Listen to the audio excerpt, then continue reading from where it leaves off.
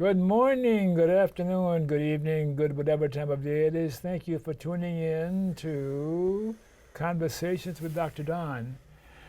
The show is produced and broadcast from Portland, Oregon, USA. And for your first-time viewers, Conversations with Dr. Don is an ongoing series of one-hour standalone talk shows where I interview interesting people like most of you out there about who they are as unique individuals, and we'll talk about what's important on January 14, 2016, and my guest this evening is David E. Delk, who has been on the show 3,000 times. No. It hasn't been anywhere close to It that. seems like it. Not even 1,000. A number of times. Oh, probably a half a dozen more in the last 15 years or so. And each time it's an enjoyable experience because of how you are as a human being and a fellow humanist. And your leftist progressive leanings, like me, and this is going to indeed be another love affair between two lefties, right? Oh, I like that. That's why I keep coming back. And David had his own show from the Portland Community Media facilities some time ago for a long, long time. And finally, he's kind of retired that for the time being.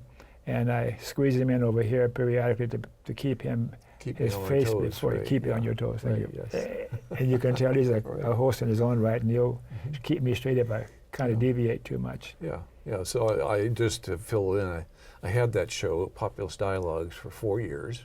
4 years. Yeah, and it went off the air a year ago, and it just was. There's a tremendous, as you know, a tremendous amount of work to put these together. And to get guests is the first chore, and then doing the production, and then getting prepared, and then gathering your crew together and into the studio to do that, and then there's all of the stuff that goes in after the program is recorded. And so what I was saying is that I know that you go through a lot of work, and probably a lot of people in the audience don't realize this, but it's not just the hour that we spend here together.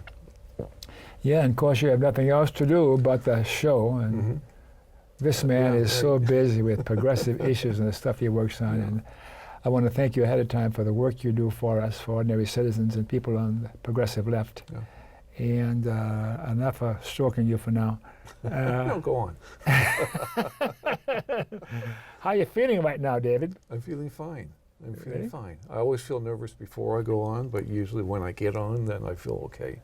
And you're so relaxing, you know. My nervousness all goes away, almost, anyhow. Good. So let's see if we can do the bio segment, which won't go for half an hour this time because you've been on so many times before, and we'll do rather an abbreviated version of it. So I'll do myself. Tell you a little about me, because I haven't done that for a while. For you regular viewers, you can put up with it. And for you new viewers, I was born in New Orleans, Louisiana, of red, white, and black Roman Catholic parentage on December 26, 1928. Today I am a-religious and accepting of all others. I'm a retired PhD clinical psychologist and present-day television broadcast journalist. I am the 12th of 12 children, am married, and am the father of 5 daughters by a first marriage. Politically, I am a progressive populist activist, still learning how to live lovingly. A few of my heroes include Jesus, Gandhi, and Martin Luther King, and any other fellow human who is currently living lovingly. And I can go on for probably 20 minutes naming some other people I admire, but to save some time for you, I won't do that now. Okay. Well, it's interesting that you did that little bio for yourself, because as I was thinking about this program today, I was thinking that after you asked me a couple of questions, I would turn to you and ask you to tell the audience something about yourself and about growing up in Louisiana.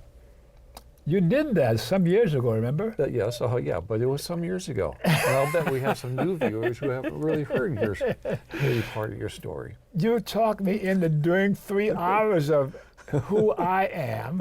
Yes. The title of that show, that series of 3 one-hour shows, was a video memoir of a New Orleans Creole. Mm-hmm.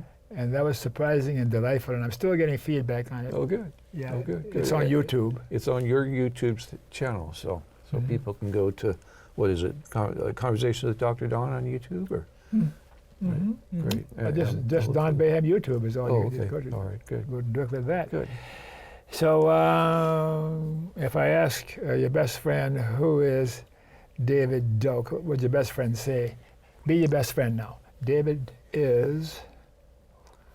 Well, the first word that comes to mind is insecure. And this is probably not something that most people would think. I think most people that know me think that I'm pretty well together, but I actually have a lot of insecurities, and I try not to allow those to come to the fore, but I always have a lot of doubts about my abilities to do things, and to my ability to speak clearly and to think clearly, and so those are things that I wrestle with all the time. So no, I only my best friend would probably use that word. Yeah. What would your best friend say? David is what? Insecure? Insecure. Could your best friend recognize that in you? I think so. But as I say that, I'm wondering if my partner would say that. I don't know. And your partner is who? What's his name? Tom. Yeah, and we've been together for 24 and a half years. He's put up with you all those years. All of those years. I'm sure it has been pure joy for him. He's a delightful human being. Yes, he Tom really is. Yeah. Yeah. And as I hear you say that, I was looking at you and at your eyes as you were saying insecure, and I still find it hard to believe that you feel that way about yourself fairly often. Yeah, and I feel less that way now than I used to, and not as often, not as intensely. But there are most definitely times when I am not outgoing. It really is a big effort for me to meet new people, for instance, and to strike up casual conversations.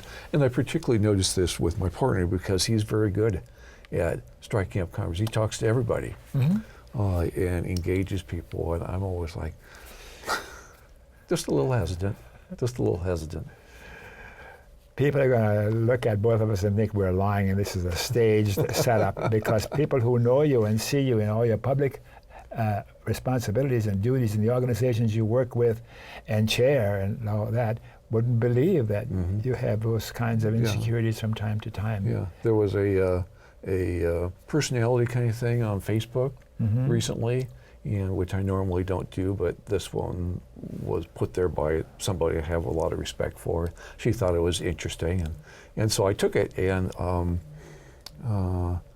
there were 4 characteristics, but the one which was most dominant for me was introvert. I'll be darned. And almost everybody was like, really? Yeah. And by the way, a brief aside, I don't do Facebook, so you might take me off that list. Oh. There's another David Delk, bing, because I won't even read what it's about. Just sign in and all that. Right, yeah. Enough of that. So, when and where were you born? I was born in 1950 in Portland, Oregon.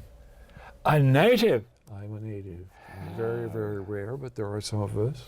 And so I was born in an apartment building in downtown Portland. And I have a twin brother. And just my mother divorced my father before we were born in 1950. She never talked about it. But it can't have been good. And so we were born in her apartment right there, about a block away from Lincoln High School, about 2 blocks away from the Unitarian Church where I spent so much time. Yeah. Yeah. And there was a little grocery store. In fact, the little grocery store is still there. Still there after all these years. Yeah, and the owner there took up a little charity cup or something, whatever, and from the neighbors, and collected some money that he then gave to my mother to help us for our first month, or however long it was. You're not too prideful, are you? No. Is your brother like you? Yes, in some ways, and other ways not. Mm. Yeah. Is he as bright as you are? Oh, I'm sure. Yes. I'm sure. Yeah, I'm sure. I've never thought about it, but yes, I guess so. Yeah. Okay. Yeah, continue on. Yeah, the trick questions are coming. I think I'll lay another one on you right before we start too good. Okay. Why were you born, David? Oh, Why? shoot. Oh, shoot. No, that's not the answer. Gotcha. Well, it was a spark in somebody's eye, I think. Uh-huh. Yeah, I don't know. You're probably looking for something that, with regard to some deeper meaning than. Oh, me? Yeah, yes. I got this shrink hat that sneaks on now and Yeah, then. right, So when I right. ask you a question that's inappropriate, Yeah. just Yeah. shine me on. Well, that really is a good question, but I'm not prepared at this time to make a comment. Yeah. Can I tell you why I was born? Yeah. To be a kind, loving, caring, living being or thing on this planet, in this life, in this world. To follow the pattern of some of my heroes, as I mentioned before, but we'll find out where yours came from. Yeah. Yeah, and I think that you've been pretty successful with that. You think so? I think so. Having known you for, 15 years or so? Right. Yes, Yeah. I think so. And the sign you see behind me, Mm-hmm. Yeah. that's one of my favorite signs, and I wear it very often out in public. Mm-hmm. And today was a good day this afternoon in a couple of markets, and a woman, as I came in the front door, she just gave me a big grin and gave me a big thumbs up. Uh-huh. And then a little later on, a few minutes later, somebody said, "Can I take a picture of you and your sign?" Really? And I said, "I'm going to block my face." She says, "No." And then another guy, this is a good day for it, another guy said, "Can I take a picture?" I says, "Yeah." And he hesitatingly asked, "Can I put it on Facebook?" Oh. I said, "Sure." Uh-huh. And then as I was checking out to pay for what I was purchasing, he said, "I don't want to offend you, but may I pay for what you're buying?" Really? It kind of took me aback, you know. I says, "Well, no." He says, "I'm sure it'll be okay if you let me do it. I need to do that for you." Mm-hmm. I says, "Of course." So it was the strangest experience. Wow, So yeah. I'm bragging about my sign. You want to borrow it? Well, maybe so. I buy groceries all the time.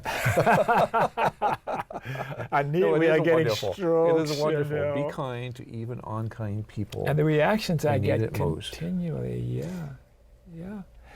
So, shall we continue on? Sure.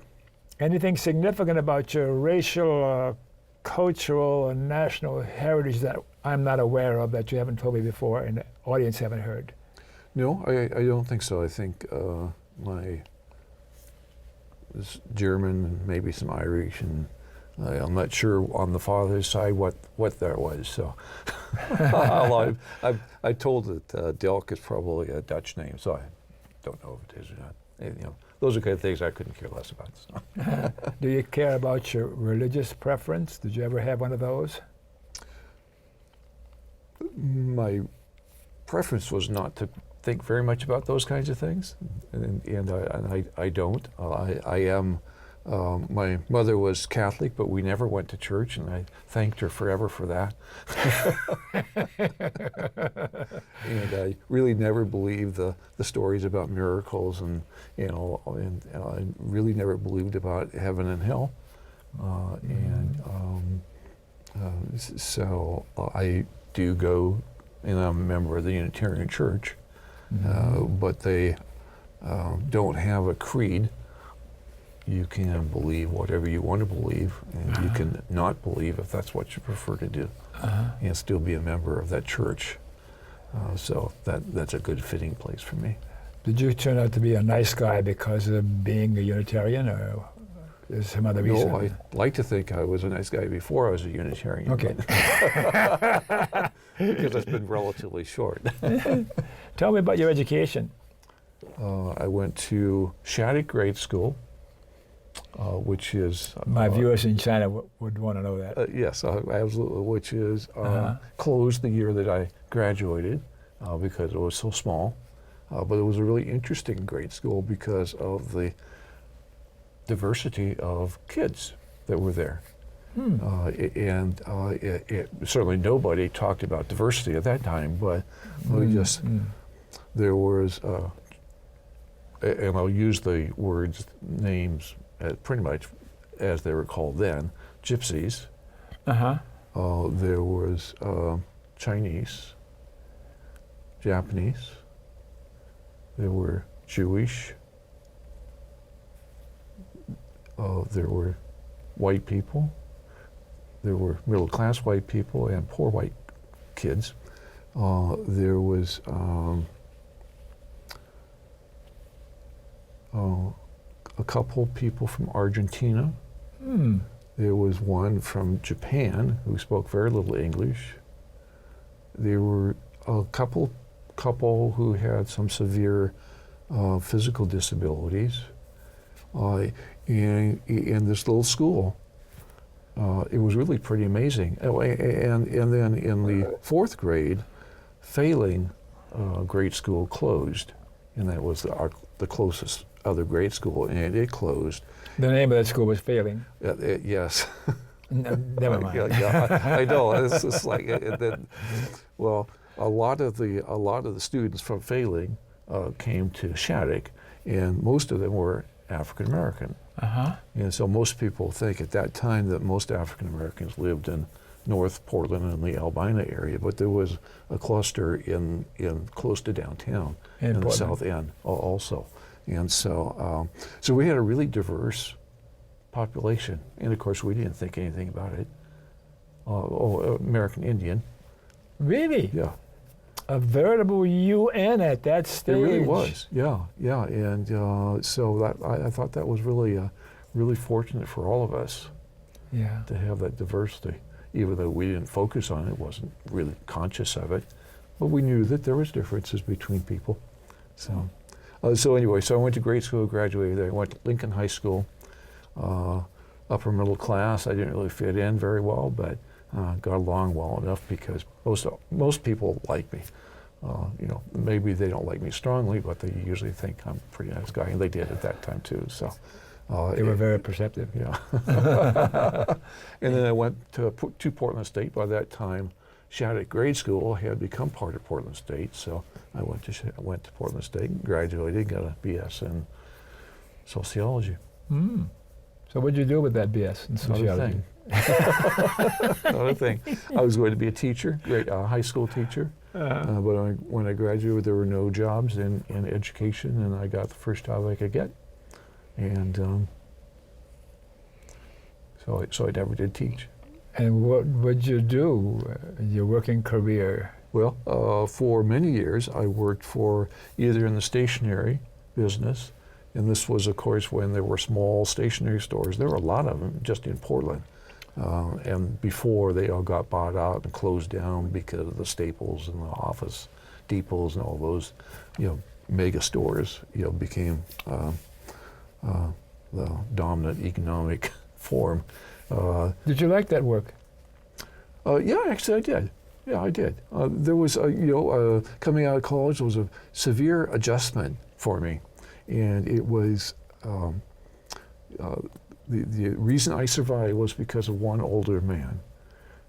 His name was Lloyd Orr.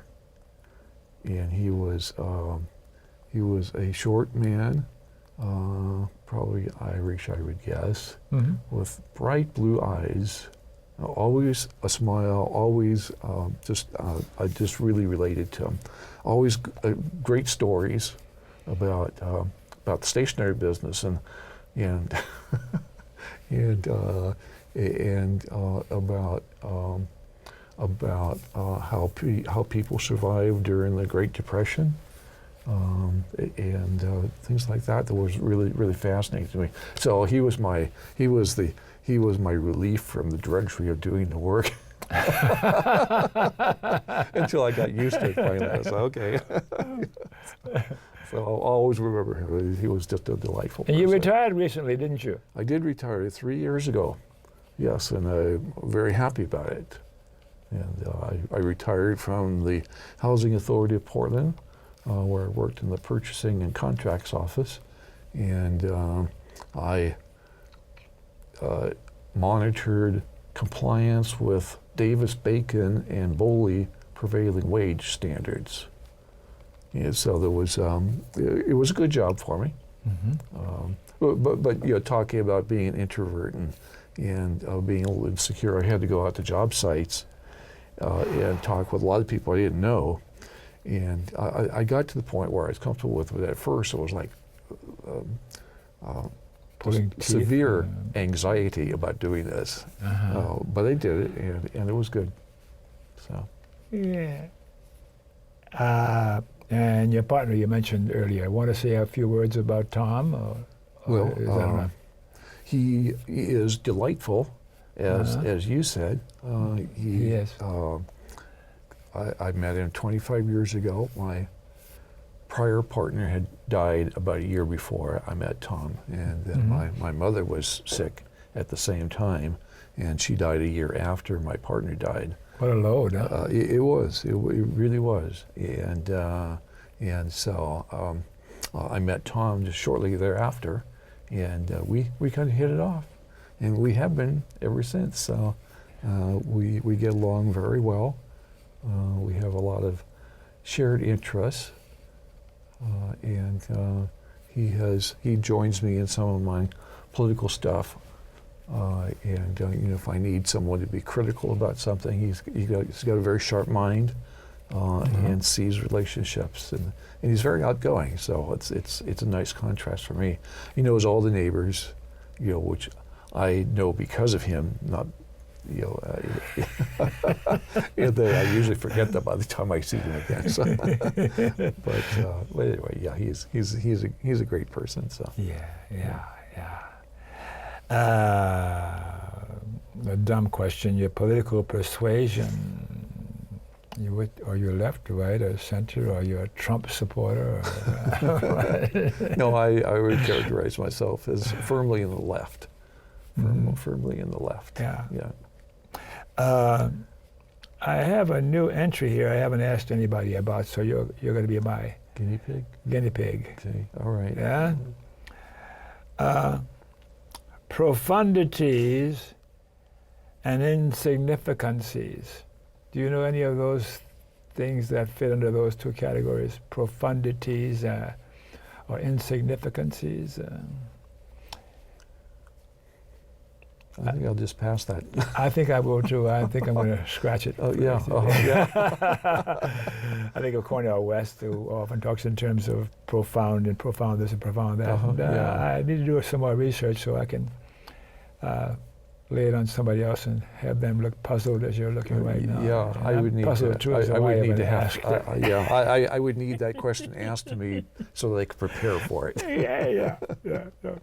Memberships in political, social, or civic organizations, and we only have a certain amount of time, so you can list about half a dozen and no more. Okay, all right. You're so busy with what you're doing, the work that we all need to be doing now. Yeah. I'm willing to share it. Name a few of those at least. So the major one is the Alliance for Democracy, of which you're a member. You're an officer? I am the president of the Portland chapter, and I'm also national co-chair. So that one keeps me busy, and we have a nice group here in Portland that we meet with on a regular basis, and that's very worthwhile. And I'm a member, of course. And you are a member, of course. And then their mission, I'll just tell you their mission, just so everybody knows. The mission is to establish true democracy, create a just and equitable society based on a sustainable economy. And there's another There's another little phrase in there, and I'm forgetting what it is. But anyway, that gives, ending corporate domination. Yeah. The main one. The main one, which dominates most of my thinking. And so that's what we're about. And so that's large. So we can focus on a lot of different kinds of things from time to time, and we do. So other organizations, Eastside Democratic Club, Democratic East side of Portland. on the east side of Portland. Democratic is spelled with a small d because it's not connected to the Democratic Party. In fact, I would guess that most of the people in the group are probably not Democrats. Yeah. And I know you've come to a couple of our meetings. And I'm not a Democrat as such, so I'm a typical member of that group. Right. It's a delightful group. Oh, so please go on. Yeah, and let's see, Move to Mend, Portland. I founded the group here. Move to Mend is dedicated to amending the Constitution to say that two things: corporations are not people, and money is not speech. So they got it started after the Citizens United decision from the Supreme Court. And the Supreme Court said just the opposite. It said just the opposite, and so that was the reason for forming the organization. There are a lot of other organizations that formed at the same time, but Move to Mend is the only one that's calling for a constitutional amendment with those two things. And I'm just going to say them again because I want to drill our audience so they remember this. Corporations are not people, and money is not speech. So the two pillars of what a constitutional amendment needs to be in order to be effective in not just controlling the money in politics, but also actually creating an effective democracy in the United States without corporate domination. Are we going to see that happen in our lifetime? I hope so. I hope so. I don't know. Well, we keep working at it. You know, it's one of those things where we've moved so far in the direction of corporate domination that it's sometimes kind of hard to see that a different world is possible. Yeah. But even as we start to move in that other world, in that direction, we need to realize that this battle is an ongoing battle. And just as the pendulum has swung in the direction of the corporations, we need to move it back. But even if we get to that place where we say this is a great democracy, we still need to be very aware that those corporations or other forces in society are going to be trying to move us back to some kind of elitist ruling system. Well, it's good we have that sort of a job ahead of us to keep us occupied in case we think about getting bored. Yes, right, yes. I love it. It's a lifetime thing for me. And that's a whole other story for another. No, I'm not going to do a fourth hour. I heard one coming. You better not. Okay, let's finish up with one more question for you. Persons from the past or alive today that you particularly admired, or look up to. Any names come to mind for you? Well, I was listening to you with the list that you gave earlier, and I think that they were all male. So I quickly ran through my mind to find a female name. And a couple came to mind. Eleanor Roosevelt. Okay. My chauvinism is still not quite gone. Please go on. Yeah, no. And Helen Keller. Oh, yeah. So those two people. And I think the viewers know what you're talking about when you admire. Tell me in a few words why you admire those two people. Well, Eleanor Roosevelt, I sense was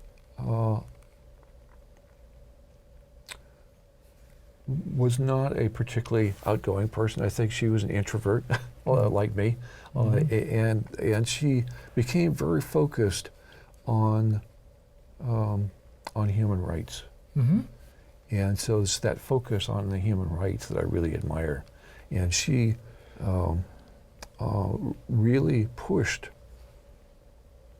her husband in a lot of directions that I think he probably may not have been quite so comfortable going. Yeah. And we're all better off because he did, Yeah. and because he did, and because she was pushing. Now, tell me about Helen Keller for a minute before the Yeah. director yells at me for taking too long on bio stuff. Yeah, so Helen Keller, I don't know if they still teach about Helen Keller in school or not, but Helen Keller was blind, deaf, and mute. Mm-hmm. And this would be early part of the 1900s, and I don't know, I can't remember just exactly when. So she overcame all three of those disabilities, and she was a very strong socialist. And so, but mostly she's remembered, and I remember her because of her ability to overcome what was three severe disabilities. How do you learn to speak when you can't hear? I mean, it's like, and I know there's techniques, but those techniques were kind of in their infancy at that time, and she learned them. I mean, this takes a great mind. Absolutely. Yeah. A great human animal. Yeah. So let's stop now, Okay. because I hear Ellery in the background. Hey, cut it. Time for a break, nurse.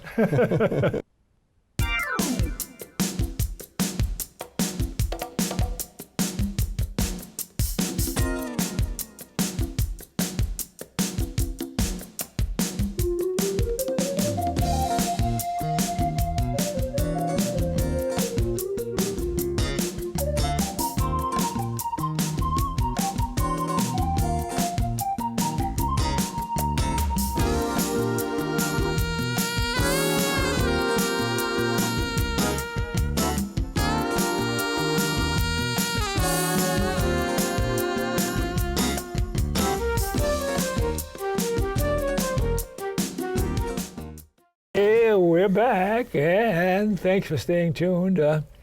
And for you viewers who missed the opening of the show, Conversations with Dr. Don is an ongoing series of 1 hour standalone talk shows where I interview interesting people, like most of you out there, about who they are as unique one-of-a-kind individuals, and about whatever it is we've decided to talk about tonight. And we're going to talk about what's important to talk about on January 14, 2016.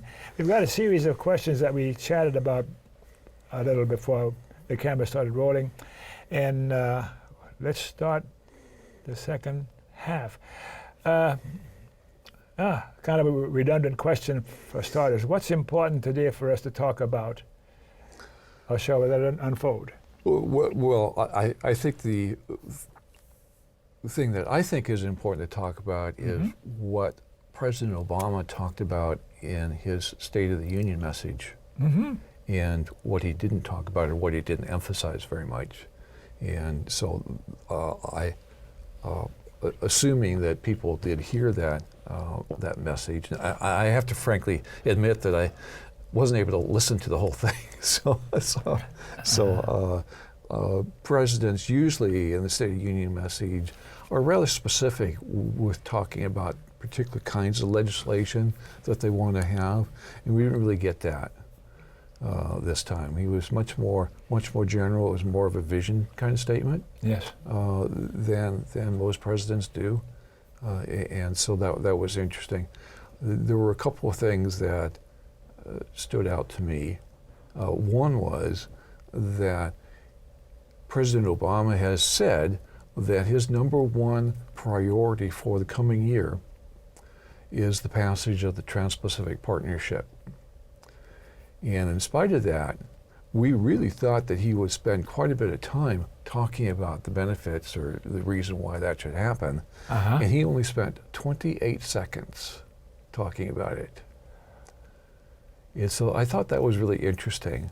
And I kind of put that with the general secrecy that the Trans-Pacific Partnership has been under since it started with negotiations 7 years ago.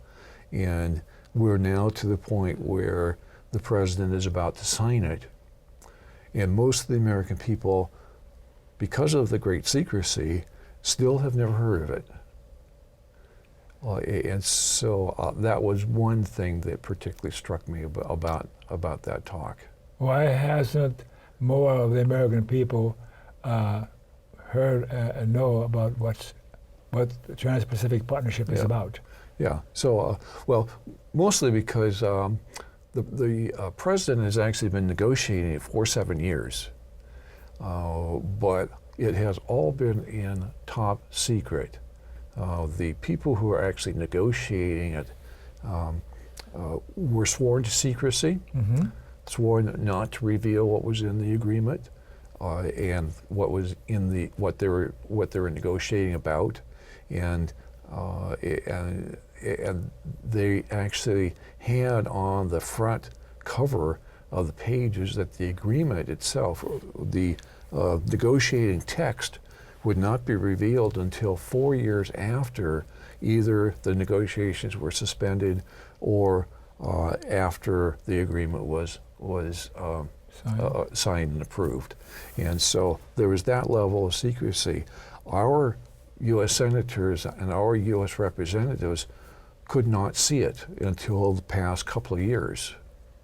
So the people who have a constitutional requirement of negotiating trade were actually prevented from doing their constitution or fulfilling their constitutional requirement because of the secrecy requirement. That's hard to grasp what you're saying. It sounds so crazy. Well, it sounds crazy because these people are negotiating this agreement in secret in our name, supposedly for our benefit, but yet we're not able to comment on it. And so about 2 years ago, finally, there was enough pressure on the president that he did start allowing representatives and senators to see the text. And they had to go into small rooms with no pens, papers, nothing to take notes with, no cameras, no recording devices, and then they had to swear that they would keep what they read secret. So this is why we don't know anything about it. Well, I understand there's a little of what's going on in it that we become aware of, a few bits and pieces here and there that it was safe to let us become aware of. Can you cite a few of those? And Yeah. First of all, talk a little more about the Trans-Pacific Partnership, what it's supposedly about, and what is it really about. Is that okay? Sure, yeah. Yeah. So the Trans-Pacific Partnership is a so-called free trade agreement, and this was modeled after NAFTA, the North America Free Trade Agreement, which went into effect about 20 years ago. And it supposedly, like NAFTA, would do a number of things. One, it would help right our trade balance with other nations. So currently, what was that figure I saw? Well, at any rate, our trade balance with other nations is very lopsided. We owe other nations a lot. And so all of these agreements are supposed to help right that. And in fact, these agreements have actually done just the opposite. So that was one argument in favor that was made for NAFTA. Another one which was made for NAFTA was that it would increase the economies of our partners and ourselves. It would increase their economies so that some of the reasons why Mexicans in particular came to the United States would go away, because they would have economic development in their own country that would allow them to stay home. Because like I always say, I don't really think they come to Oregon because they like our rain. And so that was another reason. And then they said that it would create jobs. And they said it would be good for the environment. Well, it didn't create any jobs. I'm still talking about NAFTA. So it created the conditions that allowed American companies to move their manufacturing out of the United States and into Mexico. So if all those three things, at least those three things, didn't happen as it's supposedly supposed to happen. What indeed did happen, was that the goal of a NAFTA, to have those three things happen? That Well, I think that those three things were, of course, the public window dressing, and what that was to get us to support it. But at the time, there was a tremendous amount of opposition to it, because labor and environmental groups understood what was really happening, that this agreement was an agreement to assist multinational corporations to operate and lower the risk that they are subject to in doing so. North American Free Trade Agreement, that was Canada, the U.S., and Mexico. Exactly, right, yeah. So shortly, a few years after that agreement went into effect, then China applied for most favored nation status with the United States, and the United States granted that. And when what does that mean, most favored nation status? There's certain benefits that come for China by getting that. So beyond that, I really couldn't tell you, but okay. it had to do with tariffs and quotas and so forth. And so, but by getting that, it allowed China to enter the WTO, the World Trade Organization. And when that happened, then those American companies that had gone to Mexico, and they did create some jobs in Mexico, then moved to where the labor rates were cheaper and where the environmental protections were less. And so they moved to China. And so, so now you had all these manufacturers that had been in the United States, moved to Mexico, now they're moving to China. They're in search for the lowest standards. And places like Detroit, the result of that. Yeah.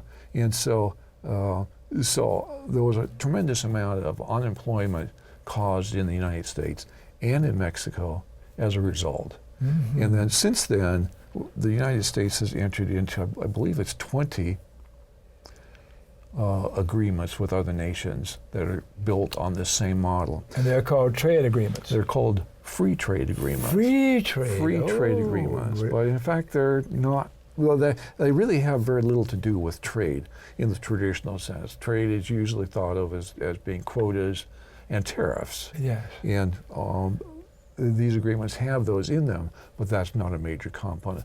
The major component in these agreements is something called the investor state protection settlement clauses. Oh, you got to say that again, and you got to say something more about it. That sounds important. Yeah, the investor state dispute settlement clauses. So these are when folks hear about private trade tribunals, that's where this comes from. So tribunal, that's scary. Well, it is. These are corporate lawyers who sit as a tribunal and hear challenges by companies to nations for changes in laws or regulations. What it does is it allows a company which might make an investment or want to make an investment in a country to say, well, you changed the law or you changed the regulation, therefore we can't do the business, we can't make the money that we anticipated that we're going to. And therefore, we're going to sue you to get that money or to have you change your law. So that means then the citizens of that country are obliged to pay. Yes, exactly. Yeah. And let me just give you a couple of examples of suits that have been brought. One of them was brought by Eli Lilly, the drug manufacturer, against Canada. This was just a couple of years ago. And Canada, through their court system, had denied Eli Lilly patents on 3 medicines. And the reason they were denied was because Eli Lilly had failed to prove that the medicines actually did what the medicines were supposed to do. And so they denied the patents. And Eli Lilly sued them for doing that. And they sued them not only to get the patents applied, but they also actually sued to change the entire system in Canada about how patents are granted. So then tribunals have more power than national legislation and nations and governments. Yes. A tribunal, that's sacrosanct. Yeah. So these tribunals are formed under the World Bank. There's actually 2 organizations. World Bank is one of them, and the tribunals. So in this case of Eli Lilly, a tribunal of 3 people would be formed, and they are all corporate lawyers, and they're chosen by the 2 parties to the national and the company, and then one mutual. But they get to decide, and at least under NAFTA and these other agreements, the proceedings are not public. The decisions were not based on precedents, on the basis of what had happened before, and the tribunals could decide on the amount of money that would be levied as a fine or penalty, and say that if the nation didn't change their law, well, then they would need to pay the penalty. So in the case of Eli Lilly, they were suing Canada for, I think, $30 million. There was just in the last several weeks, a new suit, and this one was against the United States. This was brought by TransCanada, a Canadian firm, and TransCanada was the company which was going to build the Keystone Pipeline. Right, and so they sued because the president said, no, we're not going to allow you to build that pipeline. And so they're suing the United States for $15 billion. $15 billion. So there's a loss of profits? For loss of profits. It was both to recover the amount that they had actually invested already, plus anticipated future profits. Right. Yeah. And that money then comes from the U.S. Treasury. Yes, if they were to win, then that would come from the U.S. Treasury. And where does the money in the U.S. Treasury come from? Well, it comes from your pocket. I was going to say your pocket. Well, my pocket's not deep enough.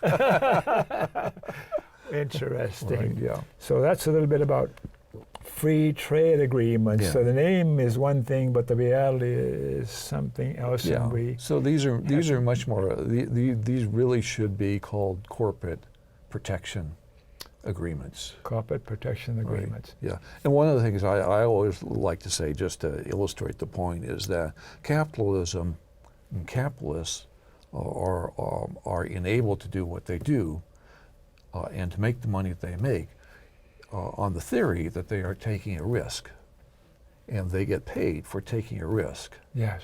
But these agreements take the risk away.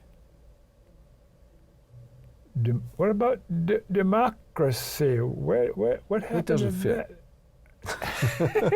Well, America is a democracy. We are a democracy, at least in form, but as these agreements continue to build this web across the world, the policy-making space for the people gets smaller and smaller. So we may still maintain the form of a democracy, but when you continue to have to look over your shoulder to see who is going to sue you as a result of making changes to your laws enacting policies, then you start seeing that policy-making space just gets smaller and smaller. David, this is impossible. We need 4 more hours to cover the remaining questions, and we're down. You only got about 4 minutes to finish what you're going to say. The second thing that was most important for you to talk about, can you say in a few minutes' time, 3 or 4 minutes, what's going on with that? Which was that? TPP. Well, money in politics. Yeah, well, move to amend. Move to amend. So these trade agreements, I visualize as being a corporate coup, corporate takeover of our democracy and our democratic institutions. And move to amend addresses one of the other efforts of the corporate coup, and that is the domestic part of it. And so there have been a whole series of Supreme Court decisions which have given corporations, domestic corporations, personhood rights, rights that you and I have, and that corporations not having been even acknowledged in the Constitution should not have. And the Supreme Court has quite frequently, in very close decisions, 5-4 decisions, said corporations also have these rights. And some of those have to do with the ability to spend money in the political arena. So there's been decisions in 1976, Buckley versus Vallejo, which said that candidates for office can spend as much money as they want. You can't limit how much they spend. And then there was the Bank of Boston versus Velati decision the year afterwards, which said that corporations could spend money on political campaigns. So corporations could be involved with candidate elections. No, excuse me, they could not be. They could be involved with initiative campaigns and referrals. But at that point, they weren't given the right to participate in candidate elections. But the Citizens United decision just 7 years ago gave them that right also. So this whole Move to Amend organization has set out to enact a new constitutional amendment that says, and we'll go back to those 2 pillars, that corporations are not people and that money is not speech. So that's Move to Amend, movetoamend.org. And from what you're saying, there's enough going on with the Supreme Court that are in sympathy with the aims of monopoly capitalism and the super rich and the upper class. And if this continues in the same direction, we're going to move to austerity in the U.S., and you and I are going to have less and less buying power with a few bucks that we've got from earning our living, where with those jobs left over that didn't go to China or someplace else. Yes to all of that. Unfortunately, yes. That is the consequence. So it's that important. Yeah, it is that important. The progress that we've made as a people in the United States has been a result of struggle within a framework that allows those voices to be heard. And increasingly we have a system that does not hear those voices. It still maintains the form, but it does not respond to those voices. Reality. And the money has increasingly gone to the top of the economic pyramid and squeezing the middle class and increasing the number of people who have nothing. And so you really do see the increasing number of people who are homeless. It's not a coincidence that as you have more and more wealth going to the top, that you have more and more people who are homeless. Is there a significant amount of empathy deficiency disorder in our leadership in Washington? Empathy deficiency. They don't got the empathy for fellow human beings. No, they don't. They have empathy for the source of their campaigns, and for them to be part of that 1%. What about the Supreme Court? Is that the next goal we should have, to do something about the members of the Supreme Court? Well, yes, and we do have a strong possibility of doing something during the next presidential, whoever the next president is, because I think 3 of the Chief Justices are in their late 80s, and so they are going to be retiring or otherwise leaving the court, and so and at least a couple of those are people or individuals who voted in favor of the Citizens United decision. And so if they can be replaced by different individuals, then the whole composition of the court, the focus, could change. So then the composition of the U.S. government, who's the president, would have a strong influence on who is going to replace those Supreme Court justices. Absolutely. And he's going to yell at me again. So let's wind down. Okay. And you have a final thought, a message to the viewers out there. Take half a minute or so. Okay. A final thought about anything. Well, the most important thing that people can do right now in terms of the TPP is to call your U.S. representatives and senators and tell them that you oppose the Trans-Pacific Partnership and that you oppose the corporate coup. And I'm going to give you a number. This is the phone number for the U.S. Congress. That number is 202-224-3121. Repeat it. 202-224-3121. So just call them and ask for your U.S. representative, ask for your U.S. senators, and you don't need to be really eloquent about about what you say. The message is simple. You've heard enough about the Trans-Pacific Partnership based on the NAFTA model and former trade agreements to know that it's bad for jobs, bad for the environment, and that they should vote no. Thank you for coming on the show again. I enjoyed you so much, and I learned some more about those kinds of things that are so critical for the survival of our democracy and our winning the war waged upon us by the ruling elite, the super rich. So, public service announcement, I got to thank you for watching the show. I hope you enjoyed David as much as I did. And remember, KFC, not Kentucky Fried Chicken, Dr. John's KFC, kind, friendly, and charitable. Be kind, be friendly, and be charitable to you too. And you, and you, and all of you out there. We will see you next time. Good night.